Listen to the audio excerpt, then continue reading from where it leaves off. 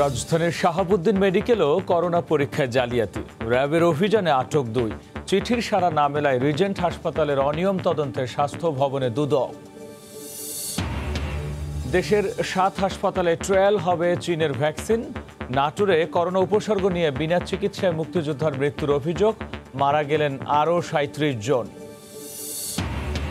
9 August থেকে অনলাইনে একাদশ শ্রেণীর ভর্তি কার্যক্রম শুরু, চলবে 15 সেপ্টেম্বর পর্যন্ত। সর্বোচ্চ 10 কলেজ নির্ধারণের সুযোগ থাকছে এবার। চোখের জলে ছোট ভাই মুক্তিযোদ্ধা আব্দুল হাইকে বিদায় দিলেন রাষ্ট্রপতি। রাষ্ট্রীয় মর্যাদায় কিশোরগঞ্জের মিঠামইনে পারিবারিক কবরস্থানে দাফন। এবং কুয়েতে নিষিদ্ধ হলো বেসরকারি থেকে সরকারি সেক্টরে ইকামা পরিবর্তন, শঙ্কায় লাখো বাংলাদেশি। সুইডেনে চরম আর্থিক টানাপোড়েনে বাঙালি শিক্ষার্থীরা বাধ্য হচ্ছেন দেশে ফিরতে।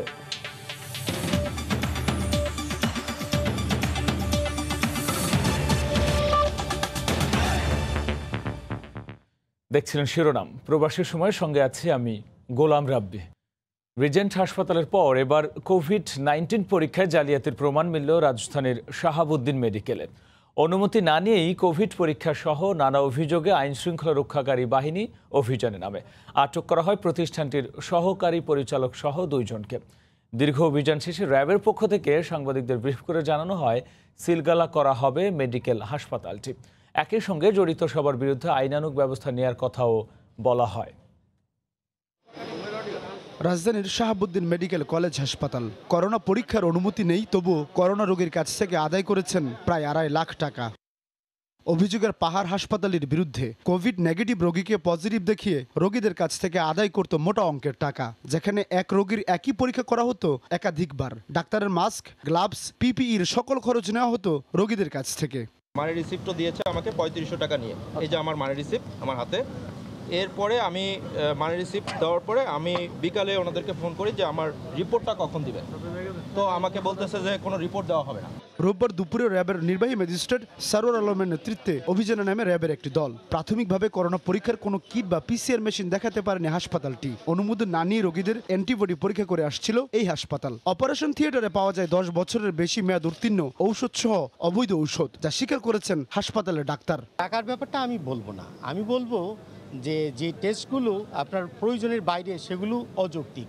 আর যে জানেন তো আইসিইউ সার্ভিস অলওয়েজ কস্টলি।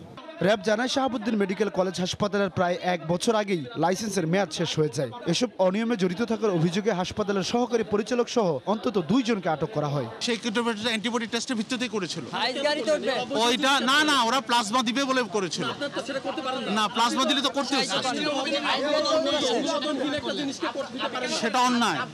সেটা অন্যায়, ভুয়া রিপোর্ট করে নাই, কোনো রিপোর্ট দেওয়া হয়নি।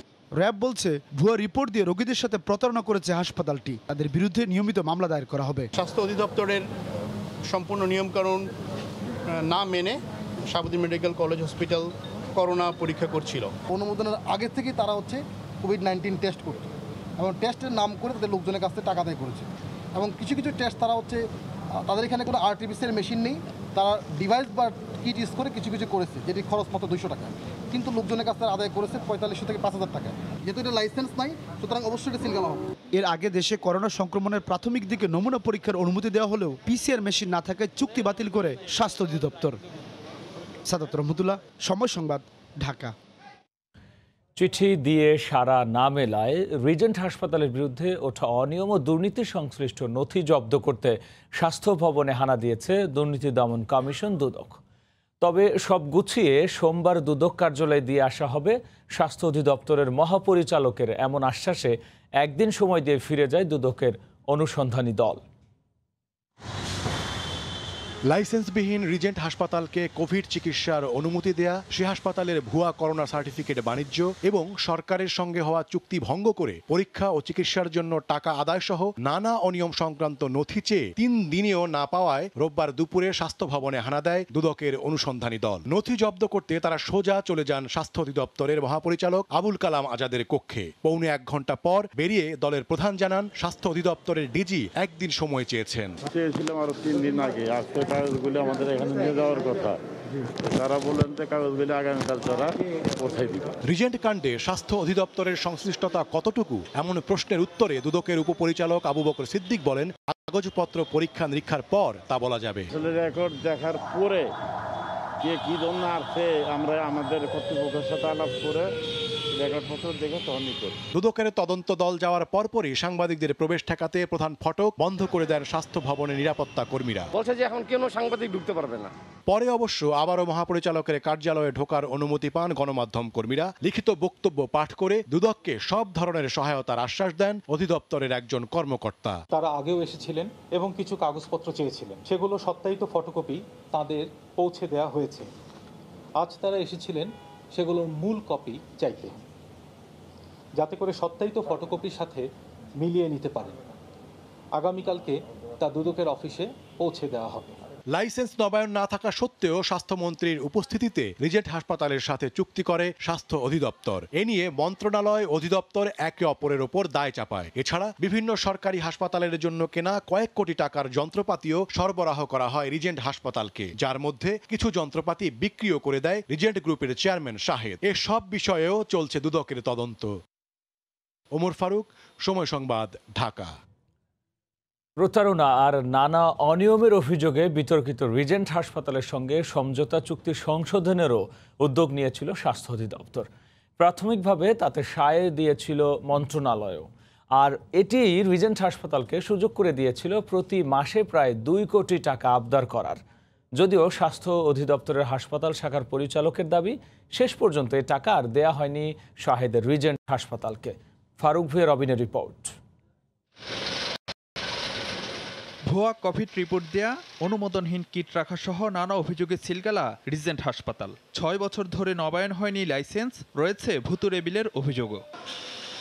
এমন একটি হাসপাতালকে সরকারি অর্থ সহায়তা চাওয়ার পটভূমি তৈরি করে দিয়েছিল স্বাস্থ্য অধিদপ্তর ও মন্ত্রণালয়। গত 21শে মার্চ স্বাস্থ্যমন্ত্রী আর 3 সচিবের উপস্থিতিতে রিজেন্ট হাসপাতালের সঙ্গে সমঝোতা চুক্তি সই করেন স্বাস্থ্য অধিদপ্তরের মহাপরিচালক। এর 1.5 মাসের মাথায় হাসপাতালটির অনুকূলে চুক্তি সংশোধনেও সায় দেয় অধিদপ্তর।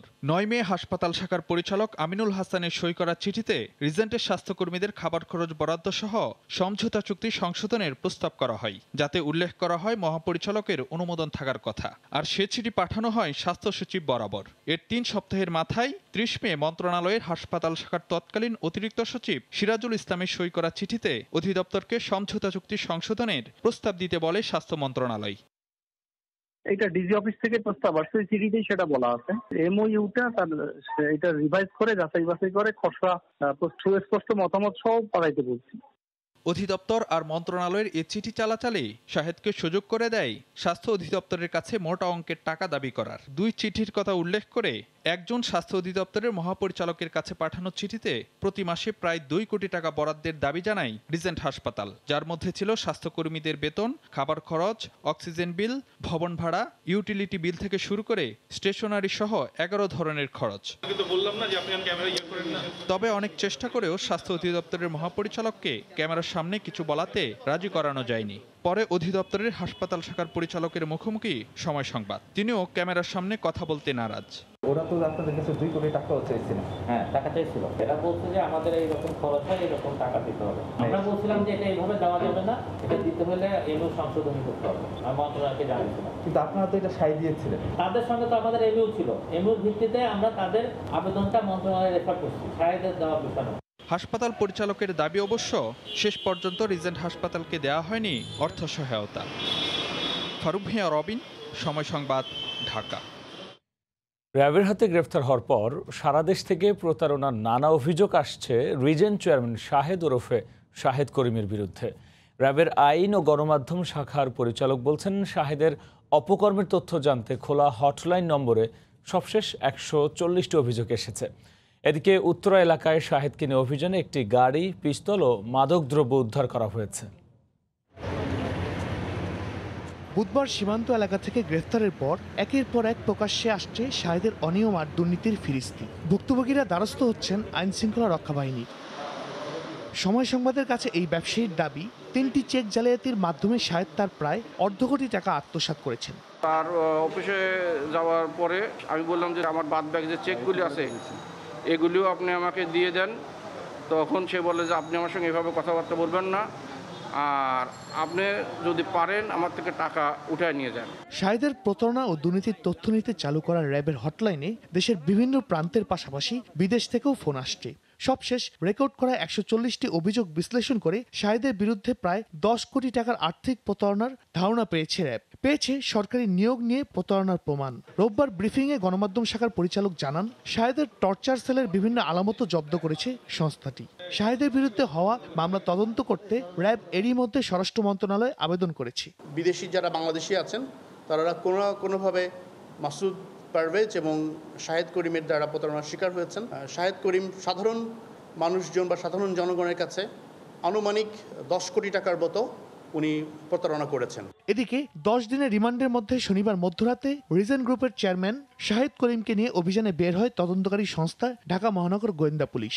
উত্তরা জনপথ রোডে অভিযান চালিয়ে একটি পরিত্যক্ত গাড়ি, বিদেশি পিস্তল সহ মাদকদ্রব্য উদ্ধার করে ডিবি। ওই গাড়িতেই 1 রাউন্ড গুলি ভর্তি একটি পিস্তল পাওয়া যায়। আর এই উদ্ধারের ভিত্তিতে শাহেদের এগেইনস্টে 2টি মামলা হয়েছে। রিজেন্ট কেলেঙ্কারির পর এ পর্যন্ত উত্তরা পশ্চিম থানায় 7টি ও মিরপুর পল্লবী থানায় শাহেদের বিরুদ্ধে 2টি আলাদা মামলা দায়ের করা হয়েছে। শাহরিয়ার জামান দ্বীপ, সময় সংবাদ, ঢাকা। প্রতারণার অভিযোগে গ্রেফতার হওয়া রিজেন্ট হাসপাতালের চেয়ারম্যান শাহেদের বিরুদ্ধে নতুন মামলাগুলোর চার্জশিট দেওয়া হবে খুব শীঘ্রই। একই সঙ্গে পুরনো মামলাও নতুন করে খতিয়ে দেখবে পুলিশ। রোববার দুপুরে এক অনুষ্ঠানে কথা জানিয়েছেন স্বরাষ্ট্রমন্ত্রী আসাদুজ্জামান খান কামাল। তার বিরুদ্ধে যেগুলো মামলা রয়েছে অবশ্যই সেগুলো ইনকোয়ারি হচ্ছে। আমাদের পুলিশের যেটা কর্তব্য সেটা কিন্তু করছে এবং চলমান রয়েছে, এবং যেগুলিতে সে এখন অভিযুক্ত হয়েছে এগুলো আমরা খুব শীঘ্রই তার নামে চার্জশিট আমরা দিয়ে দিই। জামিন নিয়ে আসছিল, অনেকগুলো সেটিসাইড হয়েছিল, এইরকম অবস্থায় রয়েছে। তা আমরা সবগুলোকে একত্র করে আমরা দেখব। N95 মাস্ক দুর্নীতির অনুসন্ধানে কেন্দ্রীয় ঔষধাগার CMSDর 3 কর্মকর্তাকে জিজ্ঞাসাবাদ করেছে দুর্নীতি দমন কমিশন দুদক। দুদক সচিব জানান, এখনও পর্যন্ত বিভিন্ন দপ্তর ও মন্ত্রণালয়ে চাওয়া সব তথ্য হাতে না পেলেও অনুসন্ধান চলছে। রিজেন্ট হাসপাতাল ও মালিক শাহেদ করিমের দুর্নীতি নিয়ে এখনও পর্যন্ত স্বাস্থ্য অধিদপ্তরের কাউকে তলব করা হয়নি বলেও জানান তিনি। কোভিড-19-এর চিকিৎসায় যেসব মাস্ক সরবরাহ করা হয় তা নিয়ে শুরু থেকেই প্রশ্ন ওঠে। মুন্সিগঞ্জের একটি কারখানায় মাস্ক তৈরি করে তাতে সিল লাগিয়ে মাস্ক ও পিপিই সহ অন্যান্য স্বাস্থ্য সুরক্ষা সামগ্রীর মূল্য ধরা হয় চওড়া। এতে কোটি কোটি টাকা আত্মসাতের অভিযোগ ওঠে স্বাস্থ্য মন্ত্রণালয়, স্বাস্থ্য অধিদপ্তর ও কেন্দ্রীয় ঔষধাগার CMSDর সংশ্লিষ্ট কর্মকর্তাদের বিরুদ্ধে। তারই অনুসন্ধানের অংশ হিসেবে প্রথম দফায় সরবরাহকারী 5 প্রতিষ্ঠানের মালিককে জিজ্ঞাসাবাদে তলব করে দুদক। এর মধ্যে 4 প্রতিষ্ঠানের মালিক তাদের বক্তব্য দেন। এরপরই তলব করা হয় CMSDর 6 কর্মকর্তাকে। রোববার সকালে তলবের নোটিশে হাজির হন CMSDর সহকারী পরিচালক ডাক্তার শাহজাহান, ডেস্ক অফিসার ও স্টোরের অতিরিক্ত দায়িত্বে থাকা ডাক্তার সাব্বির আহমেদ এবং স্টোর অফিসার কবির আহমেদ। যে ব্যাপারে তলব করেছে সে ব্যাপারে আমি বিস্তারিত যা তথ্য জানতে চেয়েছিলেন সেটা ওনাদেরকে আমি বলেছি, সরবরাহ করেছি। নিম্নমানের মাস্ক ও স্বাস্থ্য সুরক্ষা সামগ্রী হাসপাতালে সরবরাহের নামে কোটি কোটি টাকা আত্মসাৎ করে অবৈধ সম্পদ অর্জনের অভিযোগে বিভিন্ন দপ্তর থেকে তথ্য চাওয়া হলেও তা এখনো পূর্ণাঙ্গভাবে পাওয়া যায়নি বলে জানান দুদক সচিব। আমার কাছে এই ধরনের কোনো তথ্য নাই। আমার বক্তব্য হলো যে অনুসন্ধানকারী কর্মকর্তা অনুসন্ধানের স্বার্থে সে তার একটি পরিকল্পনা থাকে, পরিকল্পনা অনুযায়ী ধীরে ধীরে তলব করবে। একই অভিযোগ অনুসন্ধানে সোমবার CMSDর আরও 3 কর্মকর্তাকে জিজ্ঞাসাবাদ করবে দুর্নীতি দমন কমিশন। সেলিয়া সুলতানা, সময় সংবাদ, ঢাকা। স্বাস্থ্য খাতের আলোচিত ঠিকাদার মিঠু সিন্ডিকেটের ভেতরে নিজস্ব আরেকটি পারিবারিক সিন্ডিকেট গড়ে তোলেন মিঠুর ভাতিজি ও রংপুর মেডিকেল কলেজ হাসপাতালের পরিচালকের সাবেক পিএ উম্মে সুলতানা নওশিন। আর এই সিন্ডিকেটের মূল দায়িত্ব পালন করছেন নওশিনের স্বামী বেলাল হোসেন। সবশেষ কোভিড মোকাবেলায় সরকারি বরাদ্দের 100 কোটি টাকা কেনাকাটার কাজটি স্ত্রীর মাধ্যমে পান বেলাল। কোনো রকম নিয়ম নীতি না মেনেই কাজটি তাকে দেয়া হয়। রতন সরকারের রিপোর্ট, ছবি তুলেছেন শাকিল মাহমুদ। কোভিড মোকাবেলায় সরকার প্রাথমিকভাবে রংপুর মেডিকেলে ১০০ কোটি টাকার বরাদ্দ প্রদান করে। হাসপাতালের ঠিকাদার সহ অনেকের অভিযোগ, এই বরাদ্দ থেকে মাস্ক, পিপিই কিট সহ অন্যান্য উপকরণ সরবরাহের মোটা অঙ্কের টাকার কাজটি কোনো নিয়ম নীতির তোয়াক্কা না করে নওশিনের মাধ্যমে স্বামী বেলাল হোসেনকে দেয়া হয়।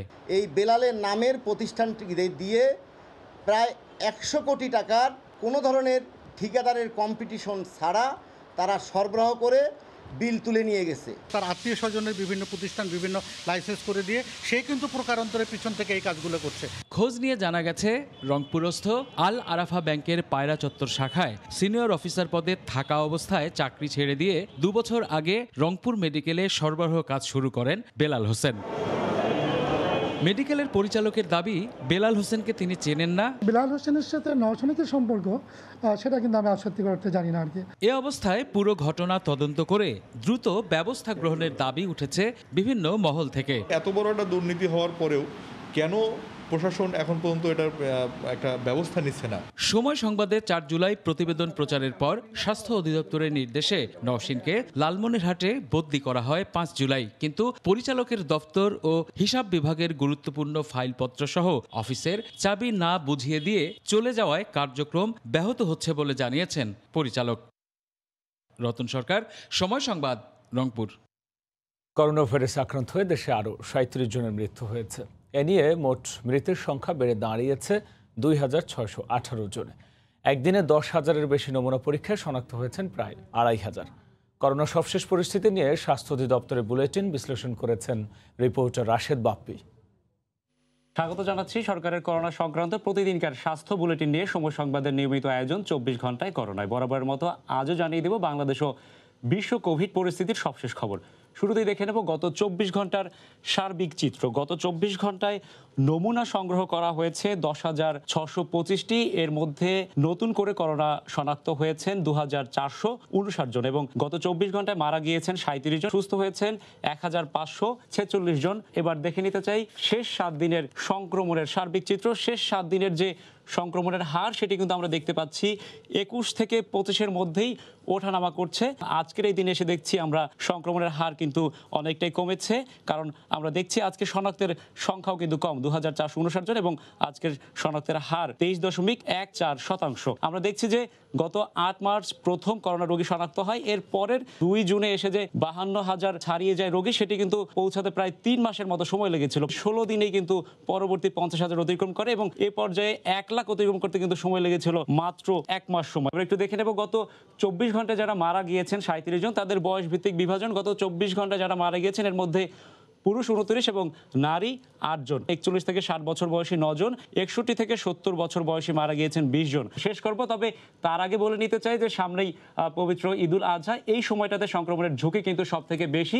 এই সময় সবাইকে একটু বাড়তি সচেতন থাকতে হবে, সতর্ক থাকতে হবে। এই ছিল আজকের বিশ্লেষণে। নাটোরে করোনার উপসর্গ নিয়ে বিনা চিকিৎসায় এক মুক্তিযোদ্ধার মৃত্যুর অভিযোগ উঠেছে। এ ঘটনায় ক্ষোভ প্রকাশ করে দৃষ্টান্তমূলক শাস্তির দাবি জানিয়েছেন স্বজন ও স্থানীয় জনপ্রতিনিধিরা। তবে তদন্ত করে অভিযুক্ত চিকিৎসক ও হাসপাতাল কর্তৃপক্ষের বিরুদ্ধে যথাযথ ব্যবস্থা নেওয়ার আশ্বাস দিয়েছে জেলা প্রশাসন ও স্বাস্থ্য বিভাগ। নাটোর প্রতিনিধি আল মামুনের পাঠানো তথ্য, ছবি নিয়ে রিপোর্ট।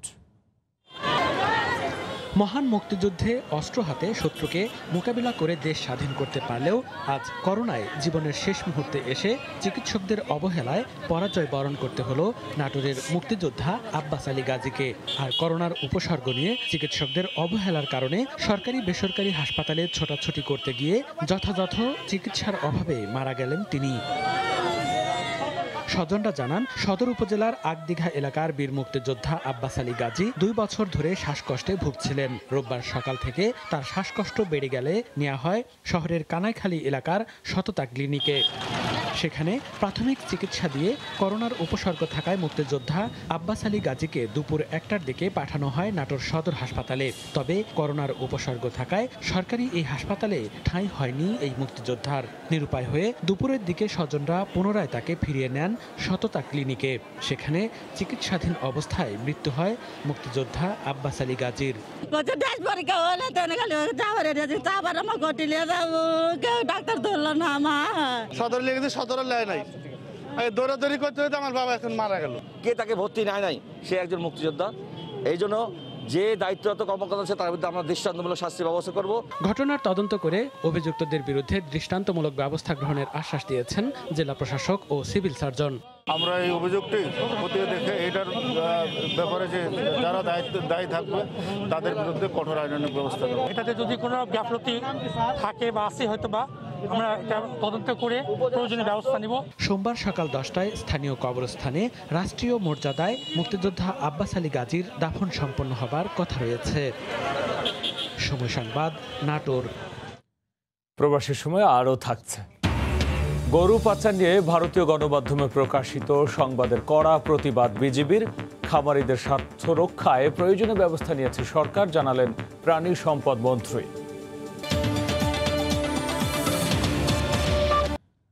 চীনের তৈরি করোনা ভাইরাসের একটি ভ্যাকসিন তৃতীয় ধাপের ক্লিনিক্যাল ট্রায়ালের অনুমোদন পেল Bangladesh. Bangladesh medical research council BMRC আজ এই অনুমোদন দেয়। ICDDRB এই ট্রায়াল বাস্তবায়ন করবে। প্রাথমিক পর্যায়ে 7টি হাসপাতালের 2100 জন স্বাস্থ্যকর্মীর ওপর প্রয়োগ করা হবে এই ভ্যাকসিন। দেশে করোনা সংক্রমণের 133তম দিনে এসে সংক্রমিত রোগীর সংখ্যা ছাড়িয়েছে 2 লাখেরও বেশি। কাঙ্ক্ষিত উন্নতি মিলছে না অদৃশ্য এই জীবাণু থেকে, একই সাথে থামছে না মৃত্যুর মিছিল। কোভিড পরিস্থিতির এ পর্যায়ে চীনের সিনোভেক কোম্পানির তৈরি নতুন করোনা ভাইরাসের টিকার তৃতীয় ধাপের পরীক্ষার নৈতিক অনুমোদন দিয়েছে বাংলাদেশ মেডিকেল রিসার্চ কাউন্সিল। এই পরীক্ষা চালাবে ICDDRB। দেশের 7টি হাসপাতালের 2100 জন স্বাস্থ্যকর্মীর উপর এ টিকার পরীক্ষা চলবে। চায়নার একটি প্রতিষ্ঠান বাংলাদেশে SARS-CoV-2 ইনঅ্যাক্টিভেটেড একটি ভ্যাকসিনের ট্রায়াল ফেজ 3 ট্রায়াল করতে যাচ্ছে। 7টি সেন্টারে এই ট্রায়ালটি করবেন। যেহেতু এটা double blind placebo control trial, এখানে 50% ভ্যাকসিন পাবে, 50% ভ্যাকসিন পাবে না। তৃতীয় পর্যায়ের ট্রায়ালে টিকা কতটা নিরাপদ ও কার্যকর সেটাই যাচাই করা হবে। ট্রায়াল করলে তারপরে বোঝা যাবে যে আসলে এটা কতটুকু এফেক্টিভ কি কতটুকু এফেক্টিভ না। বিশ্বে করোনার টিকা বানাতে এখন পর্যন্ত অন্তত 160টি উদ্যোগ চালু আছে। এর মধ্যে তৃতীয় ধাপে আছে মাত্র 2টি টিকা। রাশেদ বাপ্পি, সময় সংবাদ, ঢাকা। অবশেষে সব শঙ্কা কাটিয়ে 9 আগস্ট থেকে শুরু হচ্ছে একাদশ শ্রেণীর ভর্তি কার্যক্রম। অনলাইনে কার্যক্রম চলবে 15 সেপ্টেম্বর পর্যন্ত। এবার 5 কলেজের পরিবর্তে শিক্ষার্থীরা 10টি কলেজে নির্ধারণ করতে পারবেন। 1 মাস 19 দিন পর অবশেষে কলেজে ভর্তির সুখবর পেল 2019-20 শিক্ষাবর্ষের এসএসসি পরীক্ষায় উত্তীর্ণ শিক্ষার্থীরা। 9 আগস্ট অনলাইনে ভর্তির মাধ্যমে শুরু হবে কার্যক্রম, চলবে 15 সেপ্টেম্বর পর্যন্ত। একজন সর্বোচ্চ 10টি পছন্দের কলেজে আবেদন করতে পারবেন। ঢাকা শিক্ষা বোর্ড চেয়ারম্যান জানান, যারা প্রথম দফায় ভর্তির সুযোগ পাবেন না তাদের জন্য থাকবে দ্বিতীয় ও তৃতীয়বার আবেদনের সুযোগ। একজন শিক্ষার্থী সে তার পছন্দের কলেজের জন্য 3 বার সে আবেদন করতে পারে। 15 সেপ্টেম্বরের মধ্যে আমরা শিক্ষা প্রতিষ্ঠানে আমাদের শিক্ষার্থীদের ভর্তির কাজটি শেষ করতে পারি। সর্বনিম্ন 5টি এবং সর্বোচ্চ 10টি কলেজে তাকে আবেদন করতে হবে। পছন্দ ক্রম অনুযায়ী, তার মেধা অনুযায়ী তাকে আমরা নির্বাচন করব। তবে কবে থেকে শ্রেণীকক্ষে ক্লাস শুরু হবে সে বিষয়ে না বললেও চেয়ারম্যান বলছেন, করোনাকালের এ সময় পুষিয়ে নিতে শিক্ষা প্রতিষ্ঠানের বাৎসরিক যে ছুটি রয়েছে তা থেকে সমন্বয় করা হবে। 90 দিনের মতো আমাদের ছুটি আছে। আমরা যদি সেই ছুটিগুলিকে সমন্বয় করে দিতে পারি শ্রেণী কার্যক্রমের সাথে, তাহলে হয়তোবা এই সময়টিকে আমরা যে সময়টি হারিয়ে গেছে সেটি আমরা আবার সমন্বয় করতে পারব। এবছর কলেজে ভর্তির জন্য আবেদন করবেন 16,90,523 জন শিক্ষার্থী। কামরুজ্জামান মামুন, সময় সংবাদ, ঢাকা। প্রবাসের সময় আরও থাকছে। করোনার কারণে ব্রিটেনে সংকটে বাংলাদেশিদের কারি শিল্প। সরকারের নানা উদ্যোগ সত্ত্বেও ব্যবসা নিয়ে সন্দিহান প্রবাসীরা। অবসরপ্রাপ্ত লেফটেন্যান্ট জেনারেল চৌধুরী হাসান সারওয়ার্দিকে সেনানিবাস ও সেনানিবাসের আওতাভুক্ত এলাকায় অবাঞ্ছিত ঘোষণা করা হয়েছে। আন্তঃবাহিনী জনসংযোগ পরিদপ্তর থেকে গণমাধ্যমে পাঠানো এক সংবাদ বিজ্ঞপ্তিতে এ তথ্য জানানো হয়। বিভিন্ন সোশ্যাল মিডিয়া প্ল্যাটফর্মে সেনানিবাসে প্রবেশ এবং সেনাবাহিনী সম্পর্কে মিথ্যাচার করায় এ সিদ্ধান্ত নেওয়া হয়েছে বলে ওই বিজ্ঞপ্তিতে বলা হয়। রোববার আন্তঃবাহিনী গণসংযোগ থেকে গণমাধ্যমে এক বিজ্ঞপ্তি পাঠানো হয়। এতে বলা হয়েছে, অবসরপ্রাপ্ত লেফটেন্যান্ট জেনারেল চৌধুরী হাসান সারওয়ার্দী বিভিন্ন সোশ্যাল মিডিয়া প্ল্যাটফর্মে সেনানিবাসে প্রবেশ এবং সেনাবাহিনী সম্পর্কে মিথ্যাচার করেন, যা কর্তৃপক্ষের নজরে আসে। বিজ্ঞপ্তিতে বলা হয়, লেফটেন্যান্ট জেনারেল পদে পদোন্নতি পাওয়ার পর চৌধুরী হাসান সারওয়ার্দী একাধিক নারীর সঙ্গে অনৈতিক সম্পর্কে জড়িয়ে পড়েন। তিনি এনডিসিতে পরিচালিত বিভিন্ন কোর্সের সঙ্গে বিদেশে ভ্রমণকালেও অনেক মেয়েকে নিয়ে চলাফেরা করেন। বিভিন্ন মাধ্যমে তার এই অশোভনীয় আচরণ এবং মেলামেশার ছবি কর্তৃপক্ষের নজরে এলে কর্তৃপক্ষ বিব্রত হয় এবং তাকে বিভিন্নভাবে উপদেশ দেওয়া হয়। এরপর তিনি এলপিআরে থাকাকালীন কর্তৃপক্ষের অনুমতি ছাড়া প্রথম স্ত্রীকে তালাক দিয়ে সেনা আইন বহির্ভূতভাবে কর্তৃপক্ষের অনুমতি ছাড়াই এক মিডিয়া ব্যক্তিত্বকে দ্বিতীয় বিয়ে করেন। এ ধরনের ঘটনা সেনাবাহিনীতে কর্মরত অফিসার এবং অন্যান্য পদবীর মধ্যে নেতিবাচক উদাহরণ হিসেবে কাজ করে এবং বিরূপ প্রভাব ফেলে। তাই সামগ্রিক বিবেচনায় গত 10 এপ্রিল 2019 তারিখ উক্ত অফিসারকে সেনানিবাস ও সেনানিবাস আওতাভুক্ত এলাকায় অবাঞ্ছিত ঘোষণা করা হয়। তরিকুল ইসলাম সৌরভ, সময় সংবাদ, ঢাকা। করোনা মহামারীতে ছোট ভাইকে হারিয়ে চোখের জলে শেষ বিদায় দিলেন রাষ্ট্রপতি মোহাম্মদ আব্দুল হামিদ। বিকেলে কিশোরগঞ্জের মিঠামইনে জানাজায় অংশ নেন রাষ্ট্রপতি। ধর্মীয় রীতি মেনে স্বজন আর সহযোদ্ধারা বিদায় জানান হাওড়া অঞ্চলের এই সাদা মনের মানুষকে। সালাউদ্দিন লিয়ার ক্যামেরায় মিঠামইন থেকে জানাচ্ছেন দেবাশিস রায়। অনেকটা হঠাৎ অনাকাঙ্ক্ষিতভাবেই যেন পাহাড় সম দুঃখের ভারে পড়ল রাষ্ট্রপতি মোহাম্মদ আব্দুল হামিদের পরিবার। করোনা নামের ভয়াল ভাইরাসের থাবায় গেল 16 জুলাই রাতে পৃথিবী ছাড়েন রাষ্ট্রপতির সহকারী একান্ত সচিবের পদে থাকা স্নেহের ছোট ভাই আব্দুল হাই। রোববার বিকেল 4:30টার কিছু আগে ভাইয়ের জানাজায় অংশ নিতে মিঠামইনে পৌঁছান রাষ্ট্রপতি। এরপর স্বাস্থ্যবিধি মেনে পরিবারের সীমিত সংখ্যক সদস্য নিয়ে প্রাণপ্রিয় ভাইয়ের অন্তিম যাত্রার পথে জানাজায় অংশ নেন রাষ্ট্রপ্রধান। শোকস্তব্ধ স্বজনরা কিছুতেই মানতে পারছেন না আব্দুল হাইয়ের এই অকাল প্রয়াণ। সত্যিকার অর্থে উনি একজন সাদা মনের মানুষ ছিল, হাসি খুশি একটা মানুষ হঠাৎ করে চলে গেলেন। তা আসলে আমাদের পরিবারের জন্য একটা খুবই দুঃখজনক। উনি খুব সজ্জন একজন ভালো মানুষ ছিলেন, সবাই তো যাবেন, উনিও চলে গেছেন খুব অল্প সময়ে। রাষ্ট্রের সর্বোচ্চ নেতৃত্বে থাকা ব্যক্তিটিও করোনার নিষ্ঠুর সংক্রমণে ভাতৃহীন হলেন। শোকার্ত স্বজনদের সান্ত্বনা দিতে রোববার রাত্রিযাপন শেষে সোমবার ঢাকায় ফিরবেন রাষ্ট্রপতি মোহাম্মদ আব্দুল হামিদ। এর আগে দুপুরে ঢাকা থেকে মরদেহ পৌঁছায় মিঠামইনে। কামালপুরের আব্দুল হক কলেজ মাঠে সশস্ত্র সালামে রাষ্ট্রীয় মর্যাদায় প্রয়াত আব্দুল হাইয়ের প্রথম জানাজা অনুষ্ঠিত হয়। করোনার মধ্যেও দূর দূরান্ত থেকে হাওরবাসী অংশ নেন জানাজায়। পৈতৃক কবরস্থানে বাবা মার পাশেই শায়িত হলেন ভাটি অঞ্চলের এই প্রিয় মুখ আব্দুল হাই। দেবাশিস রায়, সময় সংবাদ, মিঠামইন, কিশোরগঞ্জ। জামালপুর, সিরাজগঞ্জ, বগুড়া সহ দেশের বিভিন্ন জেলায় বন্যা পরিস্থিতির কিছুটা উন্নতি হয়েছে। তবে বাড়িঘর থেকে এখনও পানি না নামায় দুর্ভোগে আছেন বানভাসী মানুষ। এদিকে মুন্সিগঞ্জ ও ফরিদপুরে বন্যা পরিস্থিতির আরও অবনতি হয়েছে। পদ্মার পানি বেড়ে মুন্সিগঞ্জের টঙ্গিবাড়ি ও লৌহজং উপজেলার বিস্তীর্ণ এলাকা তলিয়ে গেছে। যমুনার পানি কমলেও জামালপুরের 7 উপজেলায় প্রায় 9 লাখ মানুষ পানিবন্দী। তীব্র স্রোত থাকায় জামালপুরের উলিয়া ইসলামপুর সড়কের যোগাযোগ ব্যবস্থা বন্ধ রয়েছে। সড়কের উপর দিয়ে নৌকায় করে বানভাসী মানুষ ছুটছেন ত্রাণের আশায়। বাজার, স্কুল, কলেজ, ঘরবাড়ি থেকে পানি না নামায় চরম দুর্ভোগে বন্যার্তরা। কোমর ও হাঁটু সমান পানিতে মানবতার জীবনযাপন করছেন তারা। অধিকাংশ এলাকায় এখনও ত্রাণ না পৌঁছার অভিযোগ।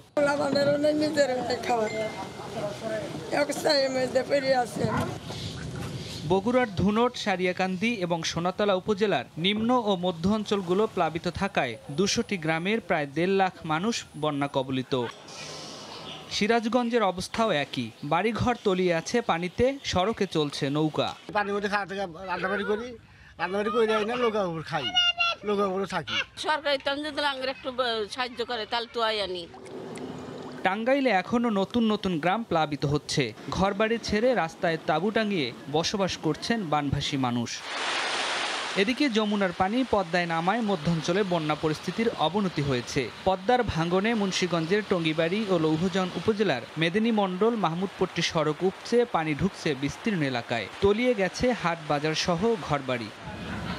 এছাড়া ফরিদপুরের সদর ইউনিয়নের কয়েক হাজার ঘরবাড়ি বন্যায় তলিয়ে গেছে। নিয়াজ মাখদুম, সময় সংবাদ।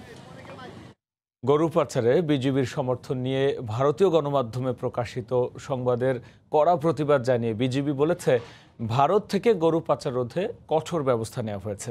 2 বছর ধরে ঈদুল আজহায় পশু কোরবানির জন্য দেশেই পর্যাপ্ত পশু উৎপাদন হচ্ছে।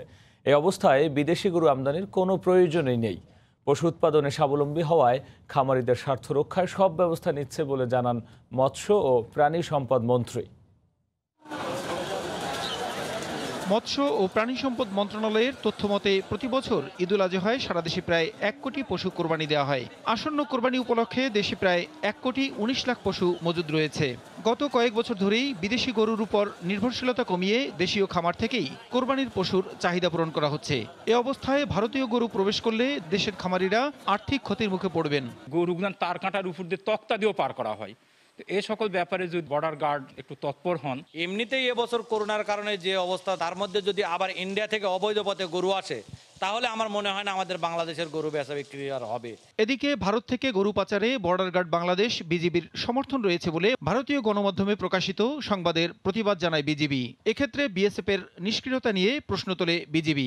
অবৈধভাবে কোনো গরু আসার কোনো সুযোগ নেই। একটা নির্দিষ্ট প্রক্রিয়ার মাধ্যমে কিন্তু এটা হাটে তুলতে হয়, বিভিন্ন চেকপোস্টের মাধ্যমে। সেই প্রক্রিয়াটাকে শুধু নিশ্চিত করে তারা সঠিকভাবে পালন করছে কিনা। কোরবানির পর্যাপ্ত দেশীয় পশু সরবরাহের কথা জানিয়ে মৎস্য ও প্রাণী সম্পদ মন্ত্রী জানান, খামারিদের স্বার্থ রক্ষায় প্রয়োজনীয় ব্যবস্থা নিয়েছে সরকার।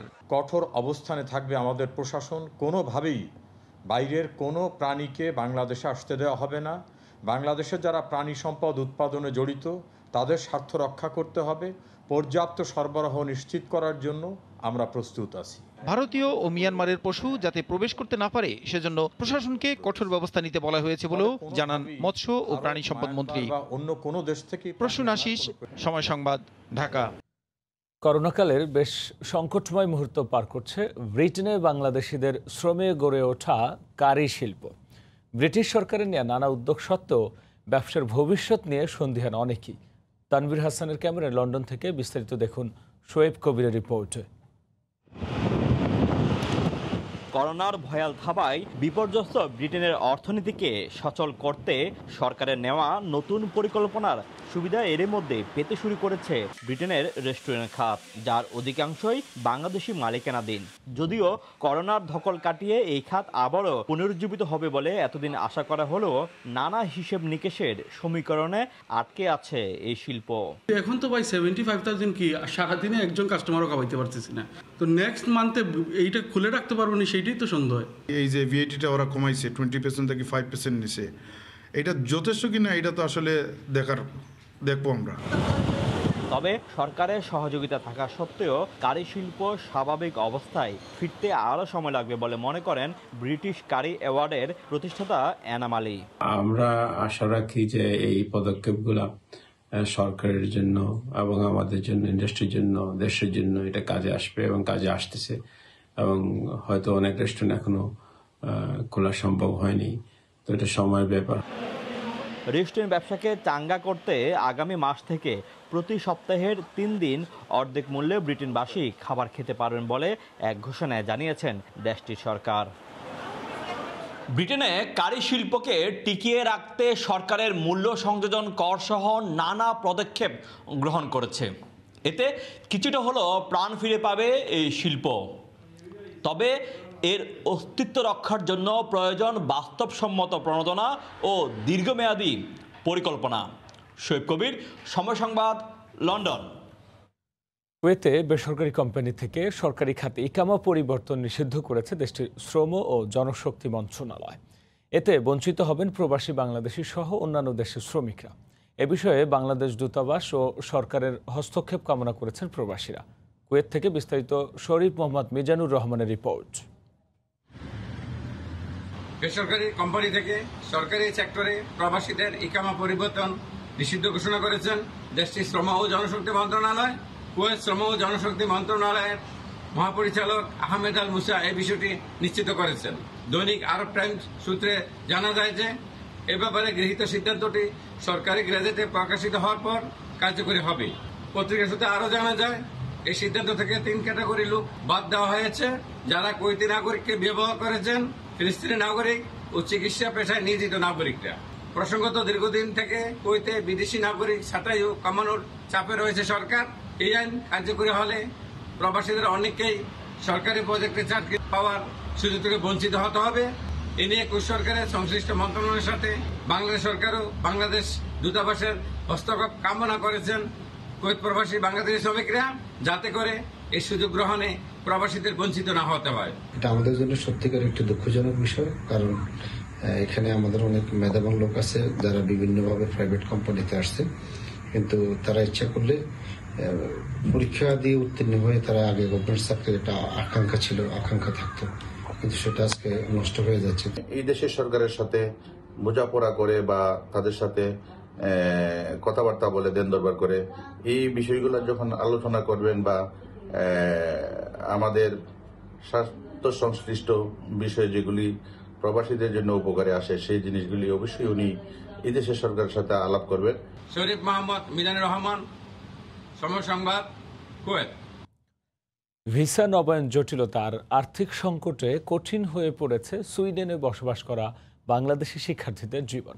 অনেকেই বাধ্য হয়ে পাড়ি দিচ্ছেন পর্তুগাল সহ ইউরোপের বিভিন্ন দেশে, আবার অনেকে ফিরেছেন দেশে। সুইডেন থেকে শফিউল আলমের রিপোর্ট। অনলাইনে ক্লাস হলে বিশ্ববিদ্যালয়ের শিক্ষার্থীদের ভিসা না দেওয়ার ঘোষণা দিয়েছে সুইডেন সরকার। তবে যেসব শিক্ষার্থী অর্ধেক ক্লাস অনলাইন এবং অর্ধেক ক্যাম্পাসে করছেন তাদের ভিসা নবায়নের সুযোগ দিয়েছে বেশিরভাগ বিশ্ববিদ্যালয়। তবে দীর্ঘদিন কাজ না থাকায় অনেকেই আর্থিক সংকটে ভিসা নবায়ন করতে পারছেন না। অনেকেই আবার পড়াশোনা শেষে কাজের অনুমতি পাওয়া নিয়ে শঙ্কায়, তাই অনেকটা বাধ্য হয়েই সুইডেন ছাড়ছেন অনেকে। সুইডেনে গত 4 মাসে কর্মহীন মানুষের সংখ্যা বেড়েই চলছে, তাই শিক্ষার্থীসহ সাময়িক কাজ নিয়ে বসবাস করা অনেকেই ঝুঁকি নিয়ে পাড়ি দিচ্ছেন ইউরোপের অন্যান্য দেশে। জব পারমিটের জন্য যে স্যালারি রিকোয়ারমেন্ট আছে সেই রিকোয়ারমেন্টটা ওভার করতে পারতেছি না, সেটা ফুলফিল করতে পারতেছি না, যার কারণে হয়তো টুডে অর টুমরো আমাদেরকেও আমাদের প্রফেশনাল ভিসা ক্যান্সেল করে দিতে পারে। করোনা মহামারীতে টিউশন ফি মওকুফের দাবি করে পিটিশন করেন বিদেশি শিক্ষার্থীরা। তাদের পিটিশন গ্রহণ না করলেও কয়েকটি বিশ্ববিদ্যালয় স্কলারশিপের ব্যবস্থা করেছে। টিউশন ফিটা মওকুফ না করুক, কিছুটা যদি কমাইতে পারতো তাহলে হয়তো আমাদের আজকে সুইডেন ছাড়তে হতো না। প্লাস আমরা যে পার্ট টাইম জবগুলো করছিলাম সেগুলো এখন নাই বলতে গেলেই চলে। সুইডেন আগামী 31শে আগস্ট পর্যন্ত ইউরোপের বাইরে থেকে বিদেশিদের প্রবেশ নিষিদ্ধ করেছে, তবে শিক্ষার্থীদের প্রবেশে কোনো বাধা নেই। শফিউল আলম, সময় সংবাদ, সুইডেন। করোনার থাবা থেকে রক্ষা পেতে আইরিশ সরকারের নেওয়া পদক্ষেপ নজর কেড়েছে সাধারণ জনগণের। স্বাস্থ্যকর্মী থেকে শুরু করে রাজনৈতিক কর্মী, এনজিও কর্মীরাও এগিয়ে এসেছেন জনসচেতনতায়। তাদের এই অবদানের জন্য কোভিড হিরো সম্মাননায় ভূষিত করলেন ডাবলিন লর্ড মেয়র টম ব্রাবাজন। এর মধ্যে এক বাংলাদেশিও পেলেন সম্মাননা। আয়ারল্যান্ড থেকে বিস্তারিত সৈয়দ জুয়েলের রিপোর্টে। আয়ারল্যান্ডে 10 থেকে 12,000 মতো বাংলাদেশির বসবাস। স্বল্প পরিসরে বাংলাদেশিরা এখানকার মূলধারা রাজনীতি থেকে শুরু করে কাজ করছেন গুরুত্বপূর্ণ কিছু বিভাগেও। করোনা মহামারীতে এদেশীয় রাজনীতিবিদ ও এনজিওগুলোর সঙ্গে সমন্বয় করে জনসচেতনতা সৃষ্টিতে অবদানের জন্য কোভিড হিরো সম্মাননা পেয়েছেন এক বাংলাদেশি। করোনা ভাইরাসের প্রথম থেকেই আমরা এখানকার স্থানীয় আইরিশ, স্থানীয় সরকার সহ এখানকার বসবাসরত বিশ্বের বিভিন্ন দেশের প্রবাসীদের মাঝে সরকারের নিয়ম নীতিগুলো তুলে ধরা এবং গণসচেতনতার কাজগুলো সুন্দরভাবে করেছি। ডাবলিনের লর্ড মেয়র আমাকে কোভিড হিরো রিকগনাইজ করেছেন, এই জন্য আমি লর্ড মেয়রকে এবং স্থানীয় কাউন্সিলরদেরকে ধন্যবাদ জানাচ্ছি। 4 months working doing contact tracing volunteer work. শেষ 4 মাস ধরে আমরা জনসচেতনতা বৃদ্ধিতে কাজ করে যাচ্ছি। যারা করোনা পজিটিভ ছিল তাদেরকে সব ধরনের তথ্য দিয়ে সহায়তা করেছি, এতে করে অনেকেই উপকৃত হয়েছেন। একজন বাংলাদেশির বিদেশের মাটিতে এই অর্জন পুরো কমিউনিটির জন্যই গর্বের। এটি আমাদের সকলের জন্য, সকল বাঙালিদের জন্য অত্যন্ত গর্বের একটি বিষয়। বিদেশের মাটিতে বাংলাদেশিদের সম্মানের যে কোনো অর্জনই দেশের জন্য সুনাম বয়ে নিয়ে আসে। কোভিড হিরোর যে সম্মাননা এক বাংলাদেশি পেলেন, এতে করে সামনের দিনগুলোতে বাংলাদেশিরা আরও এগিয়ে যাবেন, এমনটাই কামনা প্রবাসী বাংলাদেশিদের। আয়ারল্যান্ড থেকে সৈয়দ জুয়েল, সময় সংবাদ। কথা সাহিত্যিক হুমায়ুন আহমেদের 8ম মৃত্যুবার্ষিকীতে গাজীপুরের নুহাশপল্লীতে লেখকের সমাধিতে ফুলেল শ্রদ্ধা জানিয়েছেন স্বজন ও ভক্তরা। তবে করোনার কারণে ছিল না বাড়তি কোনো আয়োজন। বিস্তারিত রাজিবুল হাসানের রিপোর্টে। রোববার সকাল 11টায় দুই সন্তান নিশাত ও নিনিত সহ নুহাসপল্লীতে আসেন হুমায়ুন আহমেদের স্ত্রী মেহের আফরুজ শাওন। এছাড়া অন্য প্রকাশনীর প্রকাশক হিমু পরিবহনের সদস্যরা ছাড়াও ছিলেন কিছু ভক্ত। দুপুরের কিছু আগে হুমায়ুন আহমেদের সমাধিতে ফুল দিয়ে শ্রদ্ধা জানানোর পর বিশেষ মোনাজাতের মধ্য দিয়ে আত্মার মাগফিরাত কামনা করেন তারা। শরৎচন্দ্রের পর বাংলা সাহিত্যে সবচেয়ে জনপ্রিয় লেখকের নাম হচ্ছে হুমায়ুন আহমেদ। আমার একটা ইচ্ছে, আমি যতদিন বাঁচব আমি বারবার আসবো। পরে লেখক স্ত্রী এবারের আয়োজনের অর্থ দিয়ে কর্মহীনদের পাশে থাকার কথা জানান।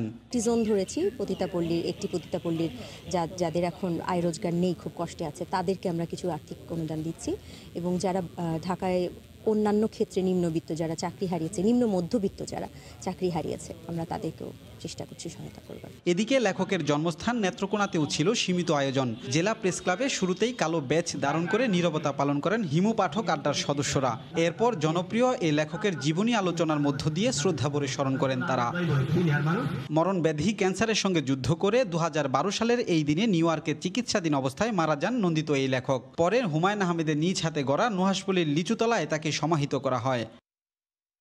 রাজিবুল হাসান, সময় সংবাদ।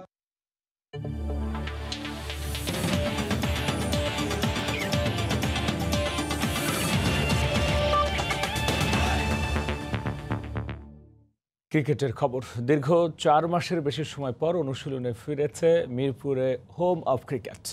ব্যক্তিগত ঐচ্ছিক অনুশীলন করেছেন মুশফিক মিঠুন। এছাড়াও সিলেট ও খুলনায় ব্যক্তিগত অনুশীলন করেছেন খালেদ, নাসুম, মেহেদি ও সোহান। তবে বৃষ্টি বাধায় চট্টগ্রামে অনুশীলন করতে পারেননি নাইম। এদিন নির্ধারিত সময়ের আগেই মিরপুরে আসেন টাইগারদের উইকেট রক্ষক ব্যাটসম্যান মুশফিক।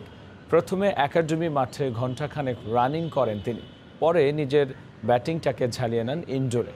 মুশফিকের পরে একাডেমি মাঠে আসেন মোহাম্মদ মিঠুন। তিনিও প্রথমে করেন ফিটনেস ট্রেনিং, পরে করেন লম্বা সময় ব্যাটিং। সবশেষে আসেন পেসার শফিউল ইসলাম। 3 জন মিরপুরে অনুশীলন করলেও কারোর সাথেই দেখা হয়নি কারো।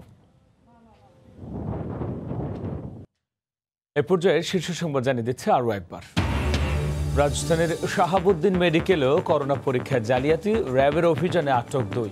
চিঠির সাড়া না মেলায় রিজেন্ট হাসপাতালের অনিয়ম তদন্তে স্বাস্থ্য ভবনে দুদক।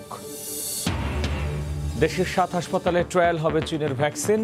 নাটোরে করোনা উপসর্গ নিয়ে বিনা চিকিৎসায় মুক্তিযোদ্ধার মৃত্যুর অভিযোগ, মারা গেলেন আরও 37 জন। 9 আগস্ট থেকে অনলাইনে একাদশ শ্রেণীর ভর্তি কার্যক্রম শুরু, চলবে 15 সেপ্টেম্বর পর্যন্ত। সর্বোচ্চ 10 কলেজ নির্ধারণের সুযোগ থাকছে এবার। চোখের জলে ছোট ভাই মুক্তিযোদ্ধা আব্দুল হাইকে বিদায় দিলেন রাষ্ট্রপতি। রাষ্ট্রীয় মর্যাদায় কিশোরগঞ্জের মিঠামইনে পারিবারিক কবরস্থানে দাফন। এবং কুয়েতে নিষিদ্ধ হলো বেসরকারি থেকে সরকারি সেক্টরে ইকামা পরিবর্তন, শঙ্কায় বাংলাদেশিরা। সুইডেনে আর্থিক টানাপোড়েনে শিক্ষার্থীরা বাধ্য হচ্ছেন দেশে ফিরতে।